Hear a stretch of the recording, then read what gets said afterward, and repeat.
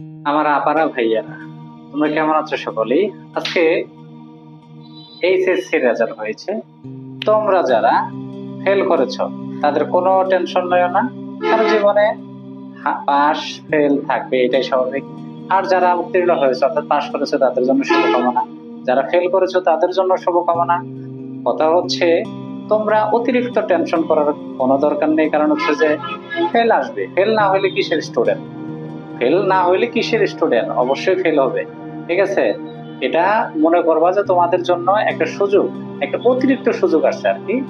Fail করার কারণে যে তোমাদের বাড়ি ছেড়ে চলে যাইতে হবে অথবা ঘর ছেড়ে যাইতে হবে, আত্মহত্যা করতে হবে, কোনো দরকার নেই। তোমাদের জীবনে আরেকটা সুযোগ আসছে, নতুন সুবর্ণ সুযোগ, যেটাকে তোমরা কাজে লাগাইতে পারো।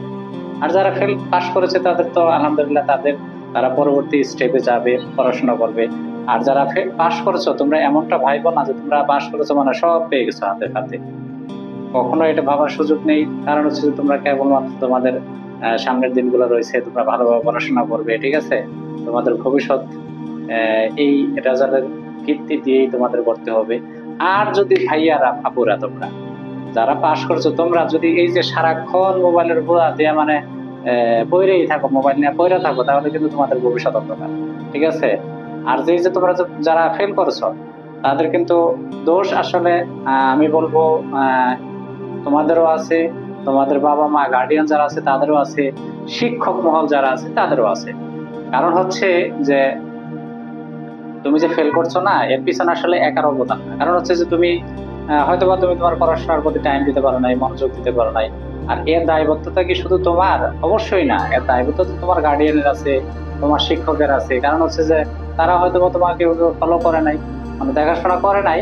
তুমি সারাক্ষণ মোবাইলের মধ্যে পড়েছিলা, অথবা পাবজি গেম খেলছো, অথবা ফ্রি ফায়ার খেলছো। এখন এখন যে তোমরা ফেল করছো, কথা হচ্ছে ফেল করছো, টেনশন লবার কোনো কারণ নেই। টেনশন লয় না ভাইয়েরা আপুরা, ঠিক আছে? তোমরা আবার নিজ উদ্যমে, দ্বিগুণ উদ্যমে, ঠিক আছে, তোমাদের ভুলটা কোথায় ছিল সেটা খুঁজে বের করে তোমরা আবার পড়াশোনা মনোনিবেশ করে দেখবে তোমাদের রেজাল্ট সুন্দর হবে, তোমাদের ভবিষ্যতে ভালো। তুমি ইতিহাস ঘেটে দেখো, ঠিক আছে? তুমি দেখবে যে সবচেয়ে যে লাস্টের বেঞ্চে ছিল, সবার পিছনের বেঞ্চে যারা ছিল আজকে তারাই সফল। দেখো ফার্স্ট বেঞ্চে যারা ছিল অধিকাংশ তারা ব্যর্থ। অতএব এটা ভাবার কোনো সুযোগ নেই যে তোমার জীবন এখানেই থেমে যাবে, তোমার জীবন এখানেই শেষ।